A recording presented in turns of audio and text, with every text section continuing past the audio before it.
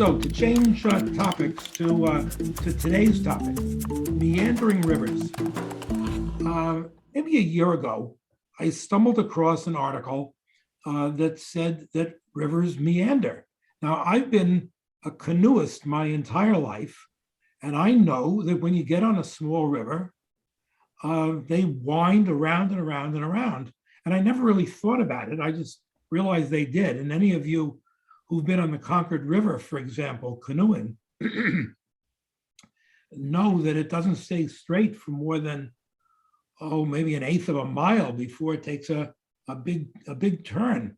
So once I read the article, I wondered whether it was only the Concord River or all rivers. My next thought was, I wonder whether the Mississippi River has bends back and forth. So Peter's going to pop that up on the screen. And what you notice is that the Mississippi River isn't straight. And of course, the most interesting thing about the Mississippi River is that it also follows state boundaries. We won't get into that. You need to do that. I didn't know how to do that. It's pretty amazing, isn't it? Yes. It knew ahead of time where the boundaries were going to be. So then after I saw that, I said, well, that's on a large scale. And I've read my book on fractals and all the rest. And I know that sometimes things that are on large scales do the exact same thing as they get to smaller and smaller scales. So I figured, well, let me just take a look at a chunk of this. Let me look at Missouri. Okay, well, if you look at the river in Mississippi, you notice that it does all the same meanderings. And if you were to go to the trouble of looking at just a piece of Missouri, you would find that those areas that superficially appear to be straight in this picture do in fact also wander around. Well, that caused me to remember a 20-page article that I read in 8th grade. Now, you might say, how on earth can anybody remember something they read in 8th grade? But the reason was that it was written by Mark Twain. And in 8th grade, I was reading all the classics. And I had just finished reading I think they're called the Longstocking Tales, the tales about Natty Bumppo and James Fenimore Cooper and Mark Twain. Leatherstocking. Is it Leatherstocking? Thank you. So Mark Twain wrote this short story, which, by the way, is available up on the web because I decided I better reread it last night. By the way, somebody's doing a lot of typing and are not muted. So I reread that, and a portion of that talks about James Fenimore Cooper and meandering rivers. It turns out that there was a small boat that was going along this river, and there were 3 white girls on the boat, and there were a bunch of Indians that wanted to capture them.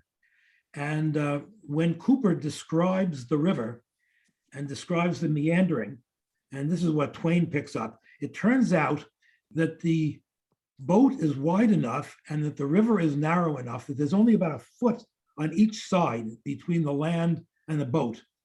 And the curves of the river are such that it's unlikely that the boat could make it around the curves based on the length he defines of the boat. And 6 Indians hide themselves in a sapling that is on top of the river. And the boat, 2/3 of the length of the boat is covered by a cabin. And the first Indian waits for the right time, jumps off the sapling, misses the cabin and knocks himself senseless on the boat. And the second one jumps off the sapling and misses the boat.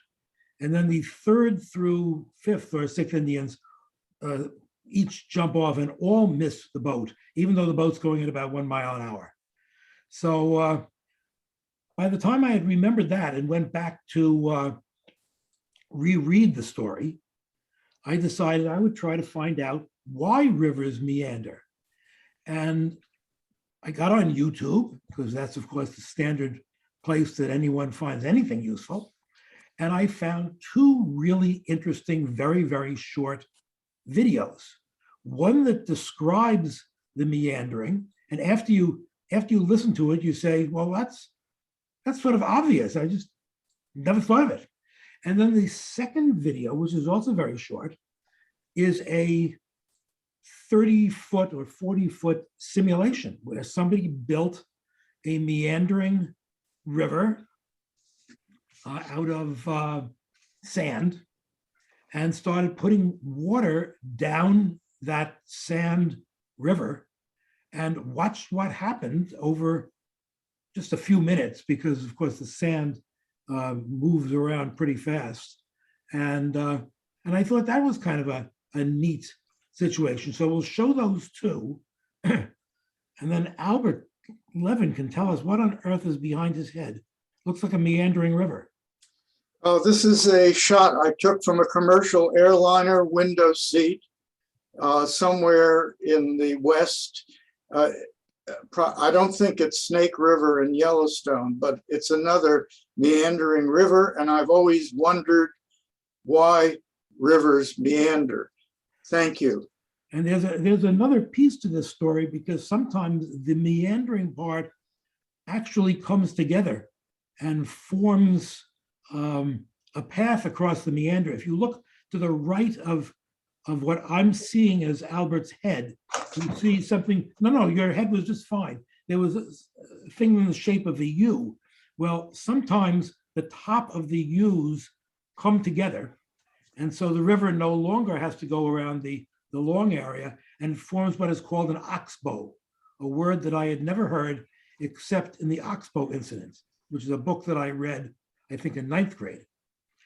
So with all John, that, do you know what an oxbow is? That's the important thing.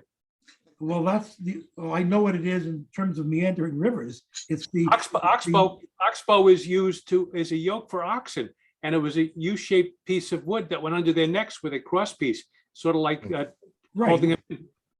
Which is why the U-shaped thing to Albert's right, when it gets connected across the top by water, is an oxbow. Exactly. Yep. Well, John, isn't this just differential erosion from one side to another as a Jerry, you're as a river? spoiling the whole thing. Okay. Now let's watch the video and understand what Jerry is trying to say. I'm trying to say it's percolation, surface percolation is what I'm trying to say. Compared But I to the gotta go. whitewater streams that tumble down mountainsides, the meandering rivers of the plains may seem tame and lazy. But mountain streams are corralled by the steep walled valleys they carve. Their courses are literally set in stone. Out on the open plains, those stony walls give way to soft soil, allowing rivers to shift their banks and set their own ever-changing courses to the sea. Courses that almost never run straight. At least not for long, because all it takes to turn a straight stretch of river into a bendy one is a little disturbance and a lot of time. And in nature, there's plenty of both. Say, for example, that a muskrat burrows herself a den in one bank of a stream. Her tunnels make for a cozy home, but they also weaken the bank, which eventually begins to crumble and slump into the stream. Water rushes into the newly formed hollow, sweeping away loose dirt and making the hollow even hollower, which lets the water rush a little faster and sweep away a little more dirt, and so on and so on. As more of the stream's flow is diverted into the deepening hole on one bank and away from the other side of the channel, the flow there weakens and slows. And since slow-moving water can't carry the sand-sized particles that fast-moving water can, the dirt drops to the bottom and builds up to make the water there even shallower and slower, and then keeps accumulating until it becomes new land on the inside bank. Meanwhile, the fast-moving water near the outside bank sweeps out of the curve with enough momentum to carry it across the channel and slam it into the other side, where it starts to carve another curve, and then another, and then another, and then another.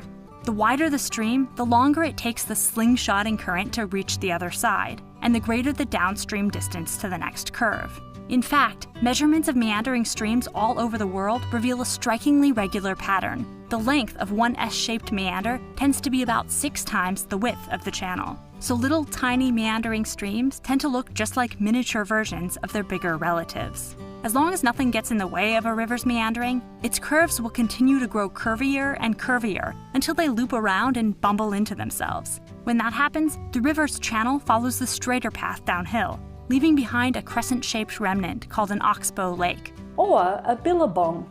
O un lago en herradura. Ou un bras mort. We have lots of names for these lakes, since they can occur pretty much anywhere liquid flows, or used to. Which brings up an interesting question. What do the Martians call them? Now let's take a look at a simulation. What we do on the experiment is we look at the effects of water and erosion on the banks of the river. So without further ado, I'm going to switch on. And you'll hear the pump going, and we've got our water coming in. Notice the little Now it truck. starts to head down our river, meanders along, and already you should be able to see it's starting to have effects on the bank. And we have now lost one of our little trucks that was placed. Now this does a couple of things. It will actually divert the water to some areas. It will also reduce the cross-sectional area of flow. When it does that, you increase the velocity of the water around that section. Now this can have a knock-on effect, in which case the velocity and the direction of flow will move to a different position, and you'll get a different position of attack on the river banks. So we run the experiments and we just look at the course. Now we've started off with a fairly narrow meandering river. It's gone from here to there. It's already widened out due to the erosion, and we're starting to lose our banks. They're reducing in height, and these bits in particular widening out, and the effects of that erosion is occurring in those places. Roughly about here, we're starting to get quite low on the river bank, and that's slowly being eroded away. First bit of water has now gone over the top, and we're starting to get a little bit of a change to the course of our river. This section in particular is interesting because what we've got is quite a wide channel now. It's opened up, and I'm not sure if you can see it, but this has now become quite a dead spot in the water. There's not a lot of movement, there's not a lot of acceleration around the bend anymore, and the course has taken on to here. You also notice that the sediment is building up, it's forming banks, changing the direction of flow, and over here we've actually changed the whole course of our river from this meander to slightly more straighter river. This bend's managed to remain the same, but we're now heading more or less down the centre of the channel to the other end. And now you've got a totally different direction for the river altogether, and I think we've even moved from our central channel over to the left.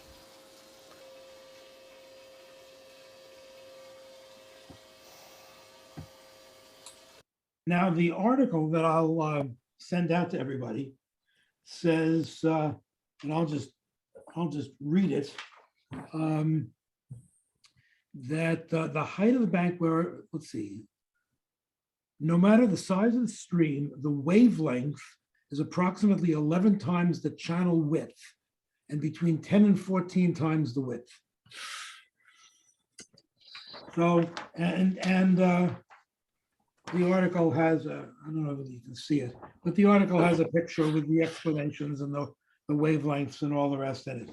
And then the article comments that even the Gulf Stream has this kind of a pattern if you go and actually study how the water is moving through the Gulf Stream. So that is the end of my story. So John, Move on to the next subject. Yes. here's the question. I understand the rivers dealing with land because they're different types of substances, and there's friction between the two materials. One's liquid and one's solid. How does the Gulf Stream create the meandering? The article didn't explain it, so all I could do is just guess. And I think it may have to do with different temperatures of water causing different densities, maybe. Yeah, I mean, that's the only logical thing that I can think of, but Well, you also have Coriolis effect. You know, there's a force trying to make the stream move to the right always. And then if there are other perturbations. They interact. In the northern As hemisphere. I did when I was a teacher, I would say that's a fascinating thing. Why don't we all go and study that for the next class? So this was all about what happens on a fairly flat, on a plane. But can it possibly explain Horseshoe Bend in the Colorado River? That's a place. It's quite rocky and very deep. And there's also something called the goosenecks of the San Juan in I southern suspect that Utah. it's just a matter of time. I mean, that first video, said a few words about it, but I think that with sand, things move really fast. And the Colorado River had 5 million years or whatever to do its thing. And maybe that's the answer. Well, Carl, if I remember Yes. back to what, go ahead. on the Colorado River, I didn't want to lose the thread. What has happened is there's been a tremendous amount of uplift, and the rocks are of different hardness.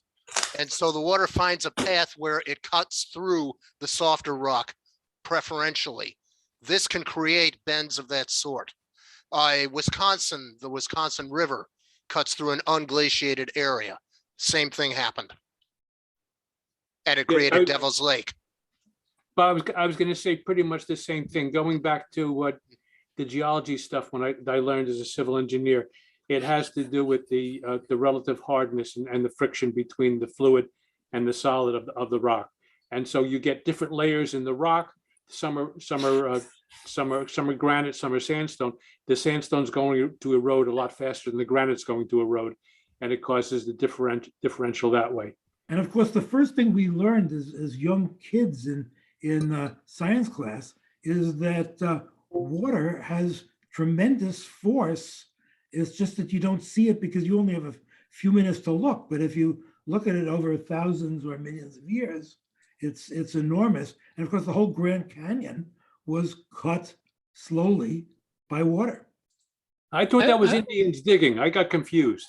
I may have missed it because I had to step away, but percolation, to me, this is just a form of percolation. And percolation finds a channel. And once that channel is established, it widens through, it widens out. That's how coffee gets percolated, as compared to permeation, like the Henry Darcy permeation, where you have a very evenly spread sand barrier and it just goes through in a uniform way. That's permeation. When it percolates, it finds the weakest channel, as Peter was saying, and then enlarges the weakest channel. I can't talk about the percolation and that you're talking about, but I don't understand that, because percolation seems to be coming up, and most of the rivers that I'm aware of start at a higher elevation, and gravity sort of does. Percolation is the finding of the creation of a channel when you have a fluid above any loose matter, and the fluid doesn't flow uniformly through, but rather it finds channels and enlarges, washes out those channels and washes through. And when you're building stuff, it's almost, you just can't calculate where it's going to percolate through. You don't know what's Jerry, going on. when you have veins and arteries, do they create meanders? No, they're living. They repair themselves. And also they're confined by other structures that maintain their position. Yeah. I have heard the term, I've seen the term percolation used to describe what happens when a cavern is formed and the water goes through limestone, through various pores in the limestone. Correct.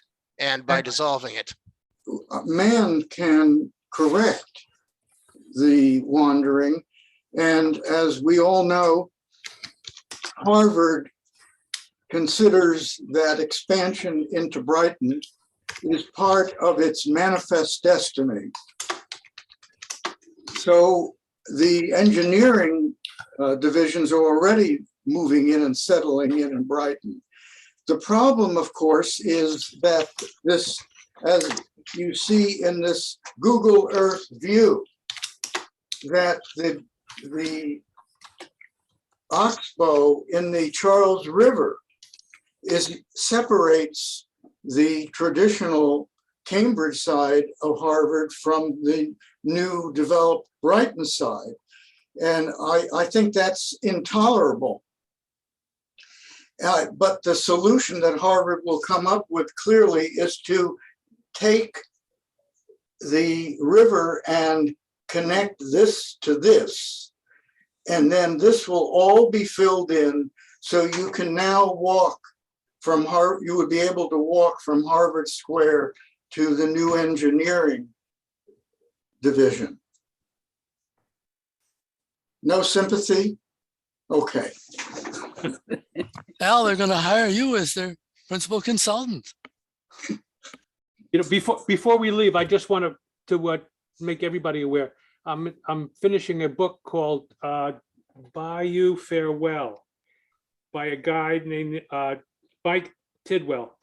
And it talks about not only meandering, but it talks about the loss of land in the Louisiana Bayou and the political and geological reasons for why all the land is being lost there. He does a really great job talking about it from the locals' perspective. This guy actually went down to the bayou, to the very end of the earth, if you will, in the bayou to deal with some of the people that live in the remotest areas and talk about the dwindling supplies of dwindling land, how it really influences the shrimp fishing that goes on down there and the other things. And it's just a good read if you really want to understand, you know, the negative effects of some of the meanderings that go on. There's been a lot of books written about the delta in Egypt where the Nile enters the Mediterranean Sea. Similar problem. How the water comes down and enlarges things and causes them to be able to fertilize the plains, and then what happens down at the delta. So there's a lot of interesting study being done in this area. Just a question, Peter, what's the name of that book again? I'll put it in the chat. Okay, So that thanks. or in fact, I'll give you the name and I'll actually send it out to everybody. It's called Bayou Farewell: The Rich Life and Tragic Death of Louisiana's Cajun Coast by Mike Tidwell. Thank you. Did you get it all? I read it kind of Yes. fast. All right, Question- you were speed typing. I have a question. Yes. With regards to something that Jerry said, where meandering rivers does not apply to your blood supply in your body, as in addition to the blood, do you also have cholesterol or fats flowing through the blood? And might that be affected by the meandering, so that if it comes in a curves, that it might build up in one spot or another? That feels more like the Gulf Stream issue. That's interesting. The site at which atheroma, fatty plaque, forms is in part influenced by the hemodynamics of flow in blood vessels. Where there is a turbulent impact, that part of the lining of the artery is more likely to develop an atheromatous plaque. But I don't understand the physics of that the way you guys do. What a great question. Most blood is laminar flow, correct? Almost all blood is laminar flow? Normal blood flow is laminar. Yes, Right. that's correct. And When there is narrowing or stenosis, you have other, you have eddy currents, etc. I mean, this is over my head. I'm only a cardiologist. I don't understand. usually the cholesterol is actually biochemically formed by cells. Mhm. And they will, as Al is pointing out, if you're not having as much flow, in other words, the forces that John was talking about at a particular site, there's a tendency for the cholesterol to remain there.